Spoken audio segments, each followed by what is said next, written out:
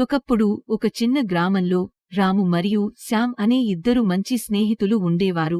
వారిద్దరూ ఒకే వయస్కులు, ఒకే క్లాస్లో చదివేవారు. ఆ ఇద్దరూ ఎప్పుడూ కలిసి ఆటలు ఆడుతూ పాఠశాలకు వెళ్లి తిరిగి వచ్చేవారు. ఒకరోజు రాము ఒక పెద్ద బలూన్ని తెచ్చుకున్నాడు. అతను ఆ బలూన్లో గాలి నింపి ఆడుకుంటున్నాడు. శ్యామ్ అతన్ని చూసి తనకు ఆ బలూన్తో ఆడాలనిపించింది. కాని రాము తన బలూన్ని ఎవరికీ ఇవ్వడానికి ఇష్టపడలేదు. శ్యామ్ ఉత్సాహం తగ్గి నిరాశతో ఉన్నాడు. రాము శ్యామ్ బాధను గమనించి అప్పుడు తన బలూన్ని శ్యామ్కి ఇచ్చాడు. ఇద్దరూ కలిసి ఆ బలూన్తో ఆడారు. అప్పుడు శ్యామ్ నవ్వుతూ రాముకి తన తల్లి కొనిచ్చిన చాక్లెట్స్ ఇచ్చి ఆ స్నేహాన్ని మరింత బలపరిచాడు.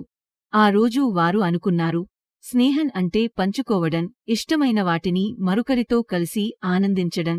ఆ తర్వాత నుండి వారు ఎప్పుడూ ఒక్కరికి ఇష్టమైన వాటిని మరొకరితో పంచుకోవడం అలవాటు చేసుకున్నారు.